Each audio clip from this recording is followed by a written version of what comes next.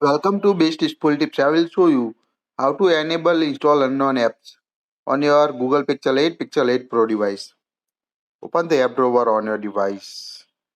Tap the settings app. Tap on apps. Now scroll down at the end. Tap on special app access at the end of the screen. Tap on it.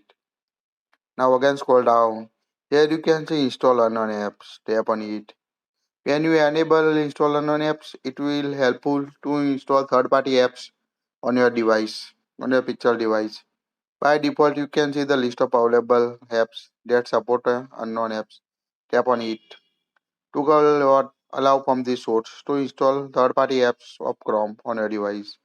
Just tap app and toggle on it to allow or toggle off to turn off the install unknown apps on your device.